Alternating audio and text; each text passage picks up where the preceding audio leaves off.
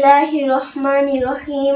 হে সমস্ত জগতবাসী, আজ আমি আয়েশা চিস্তি আপনাদের সামনে উপস্থিত হইলাম।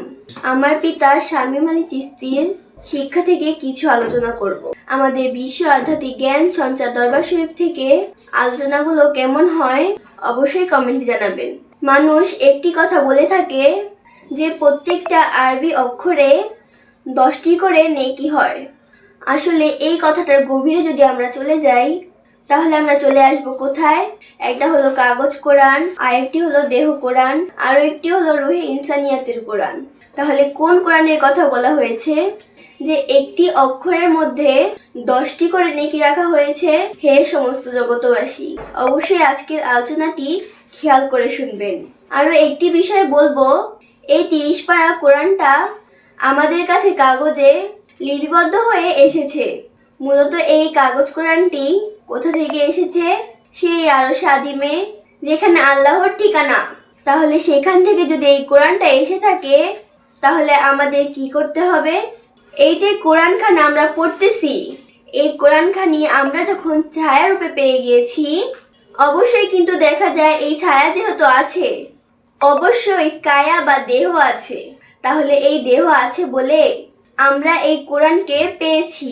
তাহলে এই কোরআন দিয়ে আমরা দেহ কোরআনকে ধরবো। আর এই দেহ কোরআনের শিক্ষা কে দিবে? অবশ্যই একজন কামেল মুর্শিদ দিবে। তাহলে অবশ্যই আমার যে কামেল মুর্শিদ, যাকে আমরা মানছি, তিনি অবশ্যই আমার দেহ কোরআনকে বুঝিয়ে দিয়েছে। এই দেহ কোরআনকে যদি আমি বুঝতে পারি তাহলে আমি রুহে ইনসানিয়াতের কোরআনকে বুঝতে পারবো। এই রুহে ইনসানিয়াতের কোরআনকে পাওয়ার জন্য, বুঝার জন্য একজন কামেল মুর্শিদের কাছে বায়াত গ্রহণ করতে হয়। যদি আমরা এই বায়াতের মাধ্যমে একজন কামেল মুর্শিদের কাছে যদি এই দেহ কোরআন থেকে আমরা রুহে ইনসানিয়াতের কোরআনকে পেয়ে যাই তাহলে আমাদের এই মানব জীবনটাই ধন্য হয়ে যাবে। হে সমস্ত জগতবাসী, আপনাদের কাছে আমার একটা অনুরোধ থাকবে। সেই অনুরোধটি হলো, অবশ্যই আমাদের শরীয়তের আইন মানতে হবে।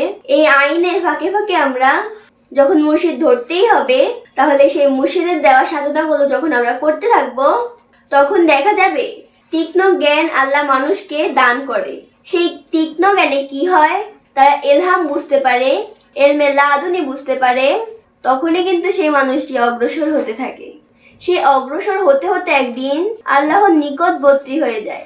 আল্লাহর নিকটবর্তী হয়ে গেলে আমাদের আর কি দরকার?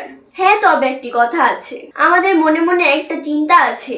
আমরা দুনিয়াবি এটা চাই যে আমার জীবনে একটা ভালো চাওয়া আছে, এটা দরকার। আর আল্লাহ কি বলেছে? তোমার কি দরকার জানা আছে আমার। তোমরা যদি আমার প্রেমে মত্ত হও অবশ্যই কিন্তু আমি তোমাদেরকে দিতে প্রস্তুত। কিন্তু আল্লাহ কিন্তু এই ফাঁকে অনেক পরীক্ষা নেবে। এই পরীক্ষার আয়াতটি আমি আপনাদেরকে বলছি। ওয়াল্লাযী খালাকাল মাউতা ওয়াল হায়াতা লিআবলুয়াকুম আইয়ুকুম আহসানু আমালা ওয়া হুয়াল আজিজুল গাফুর। আল্লাহ বলেছেন, মৃত্যু ও জীবন সৃষ্টি করিয়াছি পরীক্ষা করার জন্য। তোমাদের মধ্যে কে কর্মে উত্তম, প্রেমে ভক্তিতে উত্তম, ত্যাগে উত্তম। অবশ্যই তাদেরকে আমি সেই প্রতিদান দেব, যেই প্রতিদান পেয়ে গেলে সেই মানুষটি জীবনে আর চাওয়া পাওয়া থাকে না। আলহামদুলিল্লাহ, সুবহানাল্লাহ। হে আল্লাহ, তোমার কাছে লাখো কোটি শুকরিয়া, তুমি আমাদেরকে এই পর্যন্ত বোঝার তৌফিক দান করেছো। হে সমস্ত জগতবাসী, আমি শেষ ফিনিশিং এ আরো একটি কথা বলবো, যে এই পৃথিবীতে আল্লাহ নবী রাসূলদেরকে যেরকম রেখেছিল ঠিক সেরকম ভাবে কামেল মুর্শিদদেরকে রেখেছে। তাহলে অবশ্যই একজন কামেল মুর্শিদকে খুঁজে নেবেন। তাহলে এই দেহতত্ত্ব কোরআন বুঝতে পারবেন, রুহে ইনসানিয়াতের কোরআনকে দেখতে পাবেন। সারা জীবন খুঁজলাম যারে, সেই খুঁজে দেখি সেই আমারে। হে সমস্ত জগতবাসী, বলছি আমি খুব ভাবের সাথে। অবশ্যই আমার যদি এই ভাবের মূল্য দেন তো অবশ্যই আমাদের এই আলোচনা পেতে আমাদের এই চ্যানেলটিকে সাবস্ক্রাইব করে রাখবেন। সকলেই ভালো থাকবেন। আল্লাহ হাফিজ।